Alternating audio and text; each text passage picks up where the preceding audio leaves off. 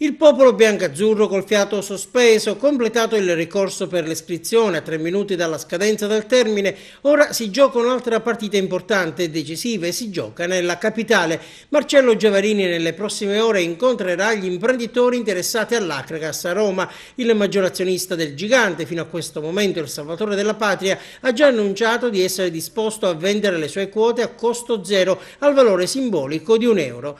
Adesso, dalle parole ai fatti, nell'imminente faccia a faccia con la cordata romana, il fondo è intenzionato a comprare. Giavarini dovrà ascoltare l'offerta per poi decidere. In gioco c'è il futuro dell'Acragas. Marcello Giavarini non ha mai nascosto la voglia di mettersi da parte, lo ha sottolineato a più riprese, per questo avrà ora la sua occasione. Il gruppo capitolino ha come referente Dario Scozzer, ex uomo mercato del club bianco-azzurro. Potrebbe essere lui a svolgere l'importante ruolo di intermediazione, avere il compito e la delega di trattare con Giavarini. Sul tavolo della trattativa non solo il futuro dell'Acragas, ma anche due diversi progetti. Giavarini confermerebbe di Napoli, con lui diversi giovani. Con l'ingresso degli imprenditori romani e quindi con i soldi cash si andrebbe ad operare sul mercato con diverse garanzie destinate ad aprire nuovi importanti scenari. Anche la permanenza dell'allenatore sarebbe a rischio, ma bisogna attendere gli eventi. Prima la fumata bianca, la firma e poi le suggestioni e i ragionamenti,